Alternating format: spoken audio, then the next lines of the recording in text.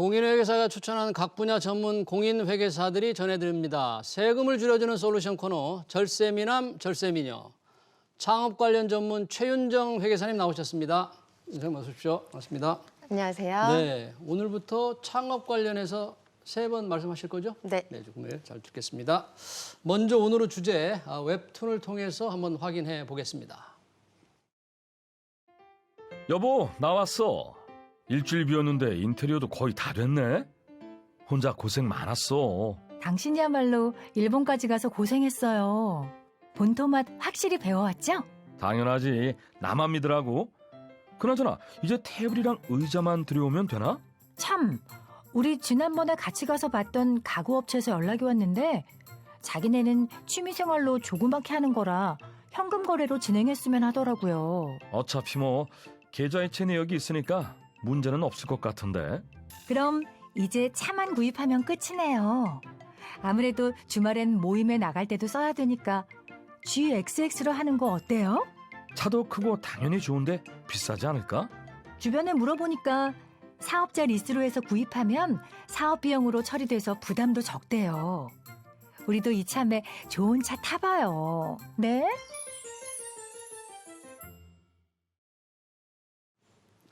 네, 자기 파시는 분 좋은 차 타고 싶어 하는데 개인 사업자분들이 저렇게 차를 살 때 리스로 구입하는 게 유리합니까? 할부로 사는 거하고 어떻게 다른가요?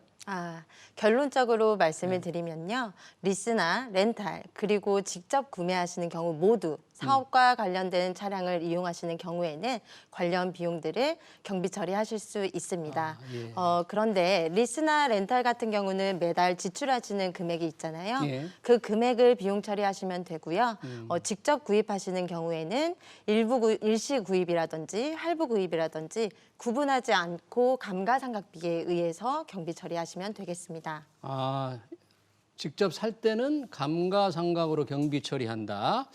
감가상각 많이 들어봤지만 창업하시는 분들도 어느 정도 알겠지만 조금 더 설명이 필요할 것 같은데 감가상각이 어떤 건가요? 네, 간혹 사업자분들이 수익이 많이 발생한 해에 절세 방안으로 차량 구입 등을 좀 고려를 하시는데요. 이게 구입한 그 해에 모두 비용 처리가 되실 것이라고 생각하시기 때문입니다. 네. 하지만 방금 말씀드린 차량과 같은 고정 자산은 내용연수 기간 동안 감가상각비에 의해서 매년 나누어서 경비 처리가 되는데요. 예. 여기서 감가상각비가 뭐냐 하면요. 예. 차량, 설비 등 고정 자산이 노후화된 가치를 네. 법이 정한 계산 방법에 따라 일정 기간에 배분하기 위한 비용입니다. 예. 네, 그래서 자산별로 세법상으로는 내용 연수들이 규정이 되어 있는데요. 내용 연수요. 네, 보시는 것처럼 내용 연수는 각 종류별로 차이가 있고요. 예. 선택하시는 감가상각 방법에 따라 각 기간마다 비용 처리되는 효과가 다르니 유념하시기 바랍니다. 감가상각하는 어떻게 하느냐에 따라서 비용 처리가 저렇게 다르다는데 그게 꽤 중요할 것 같아요. 그러면 어떻게 하느냐 그 방법에 따라서 비용이 얼마나 차이가 나나요? 네, 내용 연수 동안 비용을 인식하는 방법은 여러 가지가 있는데요. 세법상에서는 정액법과 정률법을 인정하고 있습니다. 이름에서 느껴지시는 바와 같이 정액법은 취득금액에 대해 매년 일정한 금액을 감가상각하는 거고요. 예. 정률법은 감가상각하고 남은 장부금액에 대해서 매년 일정한 비율로 감가상각을 하는 방법입니다. 예. 일반적으로 정률법을 선호하는데요. 네. 그 이유는 사례를 들어서 한번 확인을 해보겠습니다. 네. 법인이 아닌 개인 사업자가 기준 내용 연수가 5년인 고정 네. 자산을 1억 원에 구입한다고 가정을 했을 때 네. 각각 정액법과 정률법으로 매년 비용 처리가 어떻게 달라지는지 표로 정리를 해보았습니다. 예. 지금 표를 보니까 정액법, 정률법 다 비용 처리는 1억 원으로 같은데요? 네, 맞습니다. 보시는 바와 같이 정액법은 매년 일정한 금액으로 비용 처리가 되고요. 정률법은 내용 연수 초기에는 많은 비용 처리가 되지만 후반으로 갈수록 그 금액이 점점 줄어들게 됩니다. 예. 그렇기 때문에 내용 연수 전체 기간으로 보면 예. 총 1억 원이 경비 처리되는 것은 모두 동일하긴 합니다. 하지만 정액법 같은 경우는 예. 수익이 적든 많든 매년 동일한 비용을 인정받게 되지만요. 예. 정률법의 경우에는 이전 연도까지 감가상각으로 인정받았던 감가상각 누계액에 따라서 매년 그 한도가 바뀌게 되는 거죠. 예. 그래서 정률법 적용 시에는 수익이 적은 해에는 감가상각을 인식하지 않게 되면요. 추후 내용연수에 따라서 더 많은 감가상각비를 인식할 수 있게 되고요. 이렇게 이런 부분들을 잘 이해하고 계신다면 예. 감가상각비만으로도 세금을 조절해서 절세하실 수 있는 겁니다. 그렇군요. 일단 뭐 사업을 처음 시작하면 수익이 많이 안 나잖아요. 네. 그런 거 보면은 저 표를 보면 수익이 좀 초기에 적을 걸 대비해서 정률법을 적용하는 것이 조금 유리하게 보이네요. 그러면 아까 웹툰에서도 그랬는데 부부가 좀 뭐 좋은 차를 사겠다 그러는 것 같은데 어떤 차든 다 비용 처리가 돼요? 네, 사실 몇 가지 요건을 갖추시면 가능하긴 합니다. 사업자가 이용하는 차량은 여러 가지가 있을 수가 있고 또 업무와 관련해서 사용한 경우에 한해서만 비용 처리가 가능한데요. 네. 재고를 납품할 때 사용하는 트럭이라거나 또 영업 직원들이 출장용으로 사용하는 승용차 등 그 종류가 매우 다양하죠. 네. 하지만 방금 말씀하신 것처럼 웹툰에서 부부가 예. 구매하려고 하는 차량 같은 경우는 개별 소비세가 과세되는 차량인데요. 아. 이런 차량들은 예. 업무에 사용을 했는지 사적으로 사용했는지 사실 구분하기가 조금 어렵습니다. 네. 그래서 업무용이라는 명목하에 고가의 차량을 무분별하게 사용하고 네. 또 게다가 경비까지 인정받게 되는 것을 제재하기 위해서 네. 세법상으로는 몇 가지 규정을 두고 있습니다. 아, 그래요. 그러면 말씀하신 대로 세법상 이제 업무용 차량에 대한 비용 인정 기준이 있다면 그게 구체적으로 어떻게 되나요? 이 인정 기준.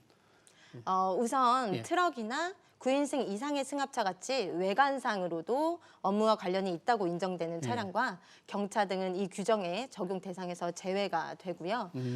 개별 소비세가 과세되는 승용 자동차가 그 대상이 되게 됩니다. 아, 참고로 예. 개별 소비세 과세 대상이 아닌 차량의 예. 경우에는 부가가치세법상 매입세액도 공제가 가능하기 때문에 예. 비용 절감 측면에서 함께 고려하시면 좋을 것 같습니다. 네. 그럼 방금 질문하신 구체적으로 업무용 차량에 대한 비용 인정 인정 기준, 기준, 예. 네, 말씀을 좀 드릴게요. 예. 네. 임직원만이 운전 가능한 임직원 전용 자동차 보험에 기본적으로 가입을 하셔야 하고요. 임직원 전용 자동차 보험. 네. 업무용 자동차를 사용하실 때 운행 기록부를 작성을 하셔야 합니다. 운행 기록부 작성하고요. 네. 운행 기록부 중에서 업무 사용 비율만큼만 비용으로 인정이 되는데요. 예. 이를 작성하지 않은 경우라 하더라도 예. 대당 1,500만 원까지는 비용을 인정해주긴 합니다. 예. 네. 그런데 만약에 업무 사용 비율을 초과해서 사업 비용으로 처리를 하게 되시면 그만큼 소득 금액이 줄어들기 때문에 네. 추후에 과소신고 가산세를 부담하실 수도 있게 됩니다. 네. 그리고 마지막으로 앞서 설명한 감가상각비와 관련하여서는요. 네. 업무용 자동차의 경우에는 매년 800만 원만 한도로 정하고 있습니다. 아, 감가상각비 매년 업무용 자동차 800만 원. 네, 그것도 잘 지켜봐야 될 것 같고요. 지금 웹툰에서 남편이 왜 일본 출장 갔다 오고 그랬잖아요. 네. 그리고 창업 관련해서 갔을 텐데 그렇게 해외 출장 비용도 뭐 사업 비용 처리 가능하겠죠? 다? 네, 예. 물론입니다. 해외 여비의 경우라고 하더라도 업무 수행과 관련이 있다고 인정이 되면 경비 처리 가능하신데요. 출장을 목적으로 여행을 가셨다가 네. 관광까지 하고 오시는 경우 있으시잖아요. 네. 그런 경우에는 그 해외여행에서 발생한 여비를 업무 수행상 필요하다고 인정되는 기간과 네. 그렇지 않은 기간의 비율에 따라서 안분을 하게 되고요. 아. 그렇게 인정되는 기간에 대해서만 경비 처리를 하실 수 있습니다. 네. 여기서 사실 주의하실 것은요. 예. 패키지 여행 등을 가시기도 하는데 그렇죠. 이때도 뭐 여쭤보시긴 하거든요. 아, 경비 이것도 비용 처리하실 수 처리되느냐? 있냐고. 예. 패키지 여행 안 될 것 같은데. 네, 패키지 여행은 관광 요소가 다분하기 때문에 네. 절대 안 됩니다. 네, 패키지 여행을 해주면 안 되겠죠. 지금 그 웹툰에서 보면 매장에 들여놓을 가구 업체에서 현금 거래를 요구한다 이런 말이 있던데 별 문제 없어요? 현금 거래 요구하면? 사실 웹툰에서 가산세 요소들이 몇 가지 있었는데 가산세, 그 중에 하나가 예. 이 가구 구입과 관련된 내용입니다. 온라인에서 판매하는 그 업체가 현금 거래만을 요구를 하는 걸 봤을 때 예. 정황상 제가 생각하기에는 미등록 사업자의 경우가 아, 있거든요. 현금 거래 네. 요구하는 거 보니까 등록하지 않은 사업자다. 네. 미등록 사업자는 뭐냐면요. 네. 실제로 사업은 영위를 하고 있지만 예. 세금을 회피할 목적으로 사업자 등록을 하지 않고 다소 음성적으로 사업을 하시는 분들인데요. 예. 이분들은 사업자 등록번호가 없다 보니 예. 세금 계산서를 발급하실 수 없고요. 이런 분들과 거래를 하시게 되면 적격증 기빙인 세금 계산서를 수취하지 못하기 때문에 예. 이것과 관련하여서도 가산세를 물게 됩니다. 네. 그렇군요. 가산세를 물게 되니까 미등록 사업자고 할 때는 좀 주의를 해야 될 것 같은데 지금까지 이제 창업 준비한 얘기고 창업 이후에도 좀 매출과 관련해서 주의할 사항이 있을 것 같아요. 어떤 게 있나요? 네, 앞서 계속 비용에 대해서만 말씀을 네. 드렸는데 수익에 대해서도 주의하실 부분 당연히 있고요. 대부분 이제 가끔 들어오는 질문이 매장에서 현금 매출이 있는데 이거 꼭 신고해야 되나요? 현금으로 받은 거 신고하고 네. 싶지 않겠죠? 네, 질문들 하시는데요. 네. 현금 매출이라고 해서 절대 가볍게 생각하시면 안 됩니다. 그래요? 네, 음식점업 같은 경우는 신용카드 매출 비중이 타 업종보다 높은 점에 착안해서 현금 매출 누락이 자주 발생할 것이라고 보고 네. 중점적으로 조사를 할 수가 있고요. 오. 네, 그리고 프랜차이즈 가맹점 같은 경우는 예. 프랜차이즈 본사에 포스 단말기 매출 데이터가 있을 거잖아요. 그 데이터를 가지고 현금 매출액을 추정할 수도 있습니다. 네. 그리고 또 사장님의 카드뿐만이 아니라 네. 배우자나 가족 카드에 종합적으로 합산을 해서 신고된 소득 대비 카드 사용 비율이 높다면 현금 매출 누락이 있을 것으로 판단할 여지가 있습니다. 아, 그렇군요. 야, 생각보다 국세청이 굉장히 철저하게 조사를 하는 것 같은데 만약에 매출 누락, 현금으로 받아서 매출 신고를 안 한 게 드러나게 되면 어떤 불이익을 받나요? 네, 당연히 세무조사를 받을 가능성이 높아지겠죠. 세무조사. 예. 네, 세무당국에서는 신고서와 자료 등의 성실도를 전산으로 분석해서 불성실하게 신고했던 혐의가 있는 사업자를 조사 대상자로 선정을 하게 되는데요. 예.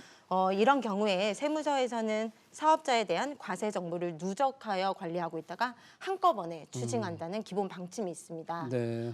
이때는 본래 내야 했던 세금에 더해서 각종 가산세까지 징수를 하게 되고요. 예. 세무조사할 때 사기 등의 혐의로 부정한 방법으로 탈세를 한 게 드러난 경우에는 조세범 처벌법에 따라 처벌까지도 가능합니다.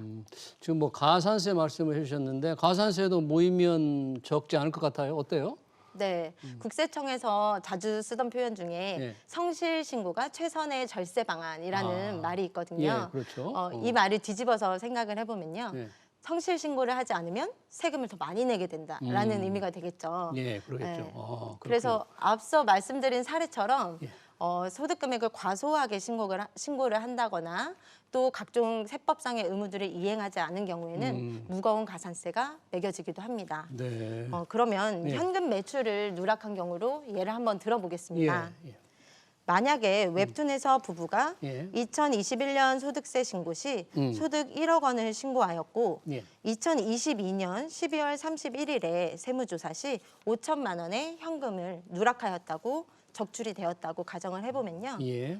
보시는 바와 같이 누락된 소득에 대해 본래 내야 했던 세금 2,250만 원에 더해서 예. 과소 신고한 세액에 대한 신고 불성실 가산세 225만 원이 발생을 하고요. 예. 또 과소 신고했기 때문에 당연히 납부하지 않았겠죠. 예. 그 납부하지 않았던 것에 대한 불성실 가산세 예. 160만 원이 발생을 하게 됩니다.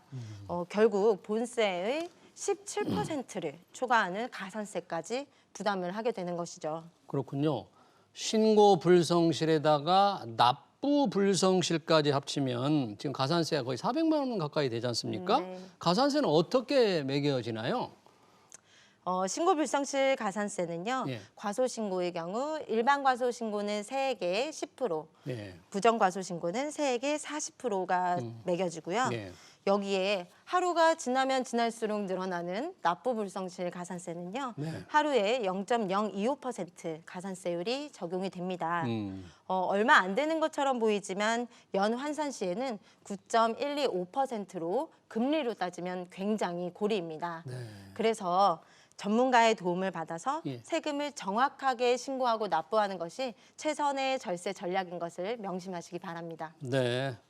가산세를 내는 일은 피해야 될 것 같은데 가산세를 피하면서 좀 사업 비용을 최대한 절약할 수 있는 방안 오늘 말씀해 주셨는데 좀 종합해 주실까요? 네. 네. 첫 번째, 예. 고가 차량이나 패키지 여행 등 업무와 무관한 비용은 절대 사업 비용 처리하지 마시고요. 네. 차량 등과 같은 고정 자산은 일시에 비용 처리되지 않으니 적절히 기간 배분하셔서 비용 처리하시기 바랍니다. 예. 그리고 두 번째로 미등록 사업자 등과 같은 분들과 거래를 하시면 안 되고요.